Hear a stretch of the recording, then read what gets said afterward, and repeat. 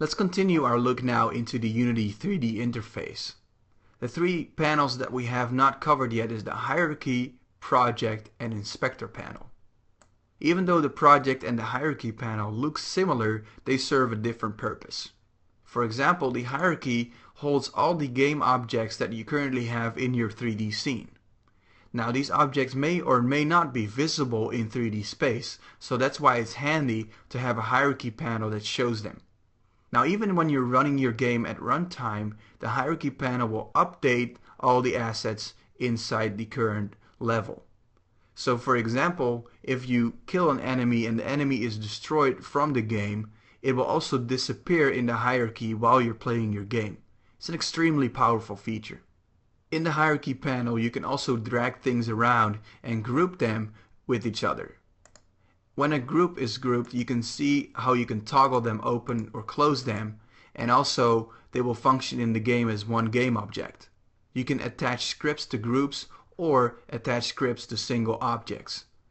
The Project panel is a little different from the Hierarchy panel. It is a direct representation of everything that is on your hard drive for this project. So for example, if I have a boat here, this boat may or may not be in this current level, but I can use it and drag it inside the game if I want to use it. So the Project panel lists everything that you currently have in your project.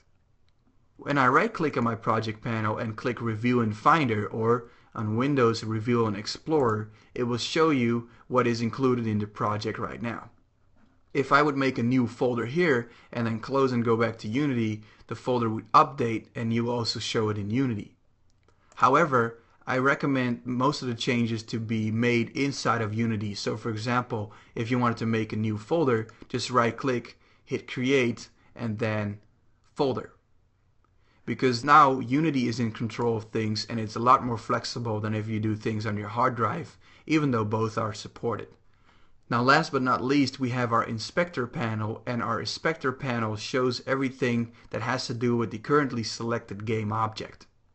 For example, when I click this bridge, you can see all the properties that have to do with this bridge. Its position in 3D space, its scale and rotation, and these things have to do with animation. Now the bridge doesn't have a whole lot of properties, but for example, when I click a first-person controller prefab, and we'll learn more about this later, you will notice that there's a lot more options going on. Scripts, a character controller, mouse look scripts, that sort of thing. We will look in this in more detail later, and the extremely powerful things you can do through the Inspector window even when the game is running. It's a very cool tool, and we'll get to learn a lot more of it in the next coming videos. So let's move along and let me show you how to navigate in 3D space.